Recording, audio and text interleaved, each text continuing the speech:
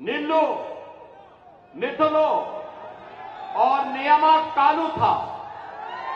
लेकिन सत्ता में आने के बाद के चंद्रशेखर राव ने तेलंगाना आंदोलन के दौरान किए गए मूल वायदों को पूरा नहीं किया है।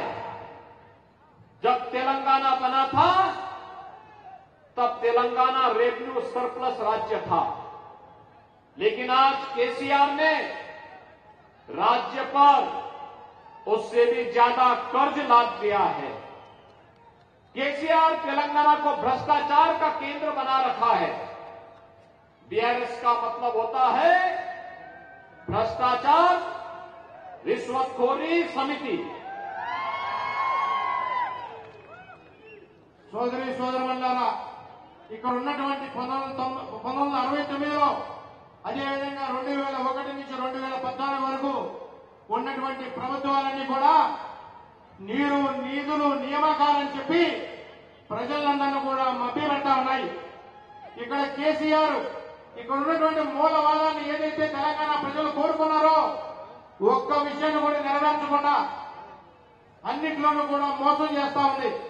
అదేవిధంగా తెలంగాణ రాష్ట్రం విడిపోయే నాటికి ఈ రాష్ట్రానికి సర్ప్లస్ నిధులు ఉన్నప్పటికీ కూడా కేసీఆర్ తన రాజ్యకాంక్షతోటి అదేవిధంగా కేటీఆర్ తన యొక్క అవినీతి ఆలోచనలతోటి బీఆర్ఎస్ అనే పార్టీని పెట్టుకుంటూ భ్రష్టాచార రాష్ట్ర సమితిగా దీన్ని పేరు పెట్టుకుంటున్నటువంటి పార్టీ ఇవాళ ఈ రాష్ట్రంలో ఉందని తెలియజేస్తా ఉన్నా. भाइयों बहनों, जो स्थिति आज तेलंगाना की है, यही स्थिति 2017 के पहले उत्तर प्रदेश की भी थी। वहां पर भी चाचा, भतीजा और भाई लूटने के लिए निकल पड़ते थे। सरकारी नौकरियों की खुली बोली लगती थी, युवा ठगा जाता था, किसान आत्महत्या करने के लिए मजबूर था। लेकिन भाइयों बहनों, उत्तर प्रदेश में आज आप देख रहे हैं, जिस उत्तर प्रदेश में 2017 के पहले हर तीसरे दिन एक दंगा होता था, महीनों महीनों कर्फ्यू लगता था,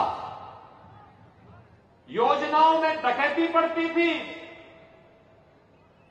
पिछले 6.5 वर्ष से उस उत्तर प्रदेश में भारतीय जनता पार्टी की डबल इंजन की सरकार है। डबल इंजन की सरकार का मतलब नो कर्फ्यू, नो दंगा, यूपी में सब चंगा। సోదరి సోదరీమణులారా, తెలంగాణలో 2019 కంటే ముందు ఇదే విధంగా మోసం చేసుకున్నటువంటి ప్రభుత్వం, ప్రజల్ని అధోగతి పాలు చేసిన ప్రభుత్వం ఉంది. ఉత్తరప్రదేశ్ లో కూడా గత 6 సంవత్సరాల కంటే ముందు ఇటువంటి పరిస్థితే ఉండేది. అక్కడ ఉన్నటువంటి యువకులు, అక్కడ ఉన్నటువంటి రైతులు ఆత్మహత్యలు చేసుకునేటటువంటి పరిస్థితులు ఉంటే ఇవాళ అక్కడ ఉన్నటువంటి ప్రతి ఒక్క వ్యక్తికి కూడా ఒక యోజన ఉంది. గత 6 సంవత్సరాల్లో తెలంగాణలో డబుల్ ఇంజిన్ సర్కార్ వచ్చింది. డబుల్ ఇంజిన్ సర్కార్ అంటే 2 రకాలుగా కూడా మనం పరిగెత్తేటటువంటి విషయంగా మనందరం కూడా తెలుసుకోవాలి. भाइयों बहनों, उत्तर प्रदेश में हमने 6 वर्ष में 6 लाख सरकारी नौकरी वहां के युवाओं को दी है।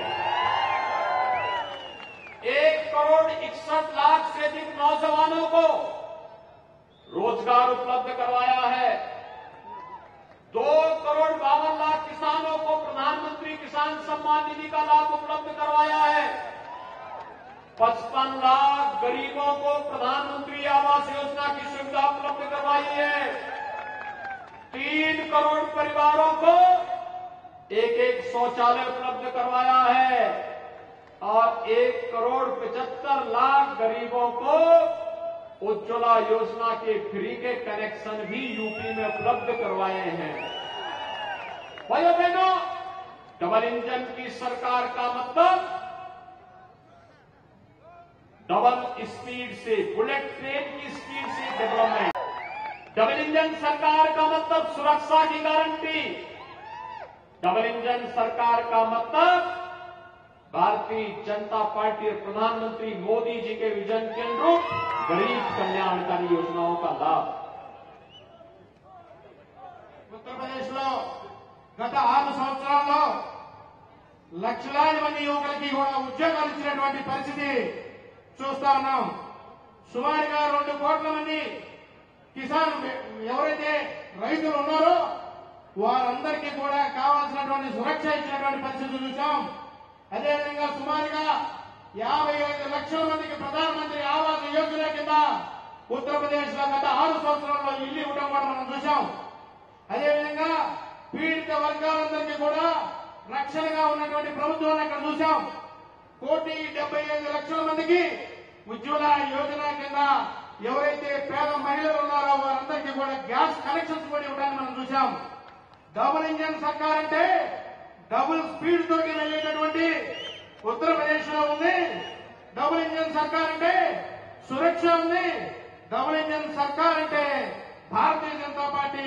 డబుల్ ఇంజన్ సర్కార్ అంటే నరేంద్ర మోడీ గారు, అక్కడ యోగి ఆదిత్యనాథ్ గారు చెప్పి సందర్భంగా తెలియజేస్తా ఉన్నాం. भाइयों बहनों, हम सब जानते हैं प्रधानमंत्री मोदी जी के नेतृत्व में आज भारत वैश्विक लीडर बनकर के उभरा है। दुनिया के अंदर भारत का सम्मान बढ़ा है। जब प्रधानमंत्री मोदी जी दुनिया के अंदर कहीं जाते हैं, पूरी दुनिया पलक पावड़े बिछा करके उनका अभिनंदन करती है। एक और वैश्विक मंच पर बढ़ता हुआ भारत का सम्मान, दूसरी तरफ सुरक्षित होती हुई हमारी सीमाएं। आज आप देख सकते हैं देश के अंदर आतंकी वारदात नहीं हो सकती, आतंकी घुसपैठ नहीं हो सकती, क्योंकि भारत वो नया भारत है और नया भारत जो कहता है वो करके दिखाता है। भाइयों बहनों, हम किसी को छेड़ते नहीं। नया भारत अगर कोई छेड़ता है तो उसको छोड़ता भी नहीं है।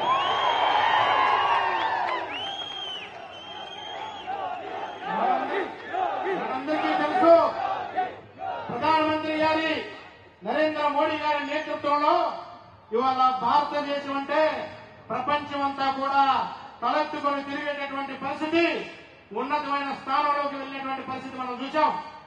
ప్రపంచంలో ఎక్కడికి వెళ్ళినా కూడా నరేంద్ర మోడీ గారు మన యొక్క పరువు ప్రతిష్టలను కాపాడుతూ మన యొక్క విలువను పెంచినటువంటి పరిస్థితి మనందరం కూడా చూసాం.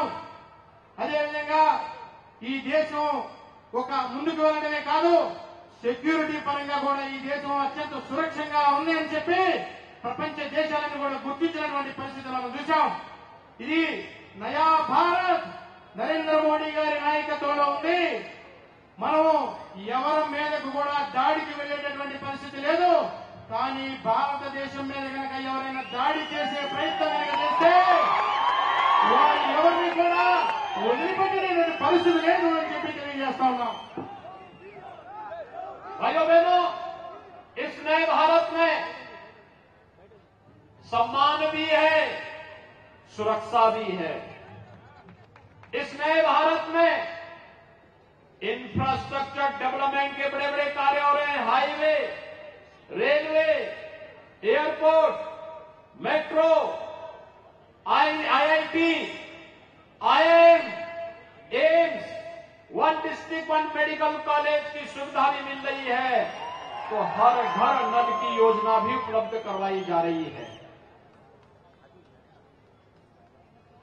సోదరులారా, ఇవాళ భారతదేశంలో సమానత్వంతో పాటుగా మనందరి యొక్క సురక్ష కూడా, మనందరి యొక్క రక్షణ కూడా చూసేటటువంటి ప్రభుత్వం మనందరికీ కూడా ఉంది. భారతదేశంలో ఇవాళ ఇన్ఫ్రాస్ట్రక్చర్ ను కూడా మనం అభివృద్ధి చేసుకుంటా ఉన్నాం. ఇన్ఫ్రాస్ట్రక్చర్ అంటే రైల్వేస్, ఎయిర్పోర్టు, మెట్రో ట్రైన్లు కావచ్చు, ఐఐటి, ఐఐఎం, ఎయిమ్స్, ఒక రాష్ట్రంలో ప్రతి ఒక జిల్లాలో ఒక మెడికల్ కాలేజ్ కూడా ఇచ్చేటువంటి పరిస్థితి దేశవ్యాప్తంగా కూడా ఉందని చెప్పి తెలియజేస్తా ఉన్నాను. भाइयों बहनों, हम सब जानते हैं, इस नए भारत में गरीबों के कल्याण की जितनी योजनाएं प्रधानमंत्री मोदी जी ने दी हैं, आजादी के बाद कभी नहीं मिली। गरीबों के लिए बिना भेदभाव के, याद करिए कांग्रेस की सरकार में कहा जाता था कि देश के संसाधनों पर पहला अधिकार मुसलमानों का है, लेकिन मोदी जी ने कहा नहीं, देश के संसाधनों पर पहला अधिकार गरीब का है, नौजवान का है, किसान का है, महिलाओं का है, दलितों का है, वंचितों का है। और मोदी जी ने नारा दिया, सबका साथ सबका विकास। సోదరి సోదరులారా, మనందరికీ కూడా తెలుసు ఈ నయా భారత్ అంటే గరీబ్ కళ్యాణ్ కోసం ఎవరైతే ఈ దేశంలో ఉన్నటువంటి పేదలు ఉన్నారో వారి కోసం ప్రతి ఒక్క పథకాన్ని కూడా ప్రవేశించినటువంటి పరిస్థితి మనందరికీ కూడా తెలుసు. గరీబ్ కళ్యాణ్ అంటే నయా జవాన్ ఎవరైతే నవ యువకులు ఉన్నారో వారందరి కోసం ఉంది. ఈ దేశంలో ఉన్నటువంటి రైతుల కోసం ఉంది. ఈ దేశంలో ఉన్నటువంటి వంచితమైనటువంటి సామాన్య ప్రజల కోసం ఉంది, యువకుల కోసం ఉంది అని చెప్పి ఈ సందర్భంగా తెలియజేస్తా ఉన్నాను. भाइयों बहनों, कांग्रेस हो या बीआरएस, टीआरएस से बीआरएस इसलिए बनी क्योंकि जो वायदे किए थे वो टीआरएस ने किए थे, अब बीआरएस बदल करके उन वायदों से मुकर गए। कांग्रेस भी यही करती थी, कांग्रेस हो या बीआरएस, इनका एक कॉमन फ्रेंड है आईएमआई, जिसके धमकी से ये लोग निजामशाही से मुक्ति के दिवस को तेलंगाना में नहीं मनाने देते हैं। भाइयों बहनों, भारतीय जनता पार्टी ने कहा है, भारतीय जनता पार्टी आएगी, मुक्ति दिवस का कार्यक्रम धूमधाम के साथ मनाने का कार्यक्रम भी करेगी। సోదరి సోదరులారా, ఈ రాష్ట్రంలో కాంగ్రెస్ మరియు బీఆర్ఎస్ ప్రభుత్వాలకి ఒకటే కామన్ ఎజెండా ఉంది. వాళ్ళిద్దరూ కలిసి చేసేది ఏంటంటే ఐఎంఐ. ఈ రాష్ట్రం ఏదైతే విడిపోయిందో, ఈ రాష్ట్రాన్ని ముక్తి ఏదైతే లభించిందో దానికోసం పాటుపడకుండా వాళ్ళ వ్యక్తిగతంగా పడేటటువంటి పరిస్థితి ఈ కాంగ్రెస్ బీఆర్ఎస్ ప్రభుత్వం తీసుకెళ్తా ఉందని చెప్పి తెలియజేస్తా ఉన్నాం. भाइयों बहनों, मैं केवल आपसे एक बात कहना चाहता हूं, कांग्रेस की गवर्नमेंट होती तो क्या कोरोना जैसी महामारी का सामना ये देश कर पाता? क्या गरीबों को वैक्सीन मिल पाता? क्या गरीबों को फ्री में राशन की सुविधा का लाभ मिल पाता? और कांग्रेस की गवर्नमेंट होती तो क्या अयोध्या में श्री राम जन्मभूमि पर भगवान राम का भव्य मंदिर बन पाता? और इसीलिए मैं आपके पास आया हूं। 22 जनवरी 2024 को प्रधानमंत्री मोदी जी के कर कमलों से अयोध्या में 500 वर्षों के बाद रामलला अपने मंदिर में विराजमान होने वाले हैं। సోదరులారా, మనందరికీ తెలుసు కాంగ్రెస్ ప్రభుత్వం ఇక్కడ కనుక ఉన్నట్లయితే, లేదా దేశంలో కనుక ఉన్నట్లయితే, మొన్న వచ్చినటువంటి కరోనా మహమ్మారి టైంలో కనీసం వాళ్ళు పేదలకి వ్యాక్సినేషన్ వేసేవాళ్ళ, గరీబ్ కళ్యాణ్ కోసం రేషన్ బియ్యం ఇచ్చుండే వాళ్ళ, వారికి వ్యాక్సినేషన్ ఇచ్చుండే వాళ్ళ. అటువంటి ప్రభుత్వం కనుక ఉన్నట్లయితే మనందరికీ కూడా అయోధ్యలో శ్రీరామ మందిరం నిర్మించే అవకాశం ఉండేదా అని చెప్పి మిమ్మల్ని అడుగుతా ఉన్నాం. అదేవిధంగా రేపు రాబోయేటటువంటి 2024లో మన ప్రీతమ ప్రధానమంత్రి నరేంద్ర మోడీ గారి నాయకత్వంలో ఇక్కడ అయోధ్యలో కూడా రామ మందిరాన్ని కూడా ఇనాగ్రేట్ చేసుకోబోతా ఉన్నాం. మనందరం కూడా ఆలోచన చేయాలి. भाइयों बहनों, मैं आज के अवसर पर इसीलिए आपके पास आया हूं अपील करने के लिए। आपके यहां के वरिष्ठ नेता श्री विद्यासागर राव यूनियन मिनिस्टर के रूप में देश की सेवा की। महाराष्ट्र के गवर्नर के रूप में उन्होंने महाराष्ट्र में बेहतरीन सेवा दी और आज भी लगातार पूरी मेहनत के साथ लाखों करोड़ों कार्यकर्ताओं के साथ खड़े होकर के इस अभियान का अपना आशीर्वाद देते हैं। संसद में मुझे उनके साथ काम करने का एक लंबे समय तक अवसर मिला और भाइयों बहनों, तेलंगाना के लिए उनका योगदान विस्मृत नहीं किया जा सकता है और इसीलिए मैं आपसे अपील करने के लिए आया हूं, डॉक्टर विकास बीजेपी के मूल्यों की रक्षा करते हुए श्री विद्यासागर राव के नक्शे कदम पर चल करके वेमुलावाड़ा के विकास के लिए पूरी समर्पित भाव के साथ कार्य करेंगे। సోదరి సోదరులారా, ఇక్కడ మీ అందరి కోసం ఎందుకు వచ్చానంటే ఇక్కడ ఉన్నటువంటి మీ అందరి ప్రీతమ నేత మనందరికీ పెద్దలైనటువంటి విద్యాసాగర్ రావు గారు మనందరికీ కూడా సుపరిచితులు. వారు మహారాష్ట్ర గవర్నర్ గా కూడా చేశారు, కేంద్ర మంత్రిగా చేశారు. ఇక్కడ పూర్తి స్ట్రెంగ్త్ తోటి ఇవాళ కూడా ఇక్కడ ఉన్నటువంటి కార్యకర్తలందరూ కూడా మనోబలాన్ని ఇస్తున్నటువంటి పరిస్థితి మనం చూశాం. మీకోసం ఇక్కడికి వచ్చినందుకు కారణం ఇక్కడ ఉన్నటువంటి వారి పుత్రుడైనటువంటి డాక్టర్ వికాస్ రావు గారిని మీరందరూ కూడా అత్యధిక మెజారిటీ తోటి గెలిపించాలని, మీ అందరికీ సేవ చేసే అవకాశాన్ని కల్పించాలని చెప్పి తెలియజేస్తా ఉన్నాం. भाइयों बहनों,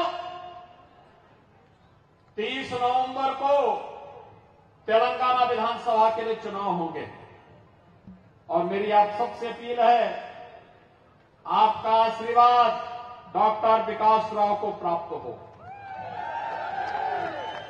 और भाइयों बहनों, आप इन्हें तेलंगाना विधानसभा में विजयी बना करके भेजिए और 22 जनवरी के बाद